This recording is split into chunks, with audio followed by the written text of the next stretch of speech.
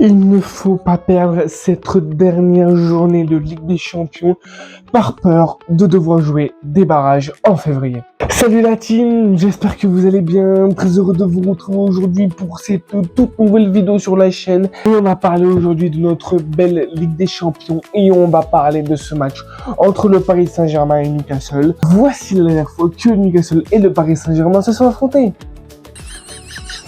J'ai passé une très mauvaise soirée. C'est bon ou pas? Mais là, il faut savoir quelque chose. Nous allons affronter Newcastle, mais nous serons à domicile.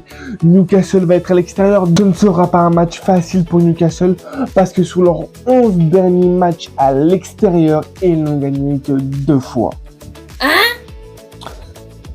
2 fois. C'est tout. Et surtout qu'ils n'auront peut-être pas tout leur effectif parce que Guimarães et son pote, je sais plus comment il s'appelle, se sont blessés à l'entraînement il n'y a pas hyper longtemps, donc ils ne sont pas certains pour le match de mercredi. Nous aurons le retour de Achraf Hakimi qui reviendra de la CAN. J'espère qu'il ne sera pas trop affecté par la finale de la CAN parce que c'est le moment ou jamais d'avoir Achraf Hakimi et c'est surtout le moment crucial pour qu'il nous fasse du bien. Parce que on dit pas Warren Zaïre-Emery a été très fort sur son côté droit et on sait qu'en l'absence d'Achraf Hakimi, tu peux mettre sans aucun problème Warren Zaïre-Emery sur le côté droit. Mais le problème qui se pose, c'est que Warren n'a pas le même apport offensif qu'Achraf Hakimi. Achraf Hakimi monte beaucoup plus, arrive à beaucoup plus dédoubler avec l'attaquant, que ce soit Kvara, Bradley, Ousmane ou Désiré Doué. Warren monte, mais pas comme monte Achraf Hakimi. Donc du coup, de ravoir Achraf Hakimi dans les rangs pour avoir ce supplément offensif, ça va nous faire du bien. Parce que du coup, à chaque fois, notre latéral droit, peu importe c'est qui, est tout seul. Et du coup, pour le défenseur qui est en face, c'est beaucoup plus simple de défense. Et du coup, d'avoir Achraf Hakimi qui va avoir ce supplément offensif sera beaucoup plus dur et il va beaucoup plus peser sur les défenses. Et du coup, en l'occurrence, la défense de Newcastle. Et il ne faut absolument pas perdre ce match parce qu'en cas de nul ou de défaite, le top 8, on l'abandonne et on jouera des barrages en février. Et ce qu'il ne faut pas faire, en vrai, en y repensant, être éliminé de la Coupe de France, c'est un mal pour un bien. C'est un mal parce que du coup, tu sais que tu ne gagneras pas ce titre et que tu n'auras pas l'opportunité de refaire possiblement le sextuplé. Mais c'est un bien car du coup, ça te fera des matchs en moins dans ta saison. Quand tu enlèves la Coupe de France, tu auras 6 matchs en moins à jouer. Oh, wow. Et pour les saisons comme le Paris Saint-Germain, c'est crucial d'avoir du repos. Donc certes, tu ne joueras pas la Coupe de France, donc tu ne pourras pas la gagner. Mais au moins, tu gagnes 6 matchs de repos, ce qui est hyper important et ce qui va faire du bien à nos joueurs. Parce que je le répète, le Paris Saint-Germain, enfin du moins les joueurs, n'ont pas eu de vacances. Après la finale de Coupe du Monde des clubs qu'on perd contre Chelsea 3-0, ils ont eu 3 semaines de vacances et encore tu comptes dans les 2 semaines de trêve.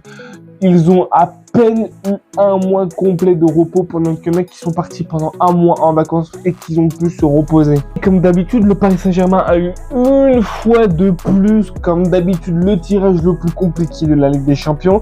Et tu le vois parce que dans toutes les équipes qu'on a eu à affronter durant la phase de Ligue, je crois que c'est 5 équipes qui figurent entre le top 1 et le top 13 si je ne dis pas de bêtises. Donc tu vois que le Paris Saint-Germain a eu le tirage le plus compliqué et tu le vois sur le tableau. Pour la compo que j'aimerais voir pour ce match, alors je vais mettre Chevalier au cash parce qu'en vrai j'aurais préféré mettre Savonov parce que Chevalier au cash en ce moment c'est extrêmement compliqué. Mais bon, Savonov n'est pas encore apte à gauler, du coup on va faire confiance à Lucas Chevalier en espérant qu'il nous fasse une très bonne prestation, en espérant qu'il soit rassurant et pour nous et pour ses défenseurs. Donc pour le gardien, je partirai avec Lucas Chevalier. Pour la défense, un grand classique. Nuno Mendes à gauche, Pacho, Marquinhos, défense centrale et le retour de notre Achraf Hakimi sur le côté droit. Au milieu de terrain, je partirai avec nos 3 milieux, Fabian Vitinha, Neves. Et si Fabian Ruiz ou João Neves n'est pas apte, l'un des deux, on peut totalement mettre Warren Zaïre-Emery qui fait des prestations XXL avec le Paris Saint-Germain ces derniers temps. Donc franchement, même si on n'a pas Fabian Ruiz ni João Neves qui ne sont pas aptes ou qui sont fatigués ou qui sont blessés, on a la possibilité de mettre sans aucun problème Warren Zaïre-Emery. Et pour finir, en attaque, je mettrai à droite Désiré Doué, en pointe Ousmane Dembélé et sur le côté gauche Bradley Barcola. Parce que certes, il pêche à la mort en finition et on l'a encore vu face à Auxerre, malgré que ce soit lui qui nous donne la victoire 1-0. Mais il pêche en finition, mais sur son côté gauche, qu'est-ce qu'il fait mal.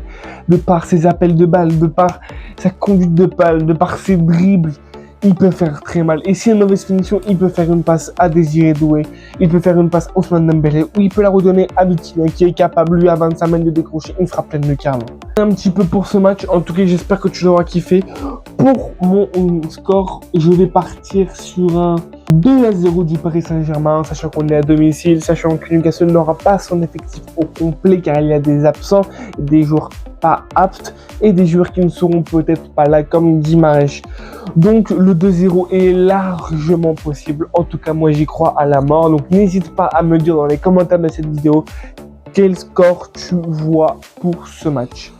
En tout cas, c'est tout pour cette vidéo. J'espère que tu l'as kiffé. N'hésite pas à me dire ce que tu as pensé de cette vidéo. Est-ce que tu es d'accord ou pas d'accord avec moi? Qui tu aurais mis en titulaire à ma place? Quel score tu aurais mis? Etc. etc.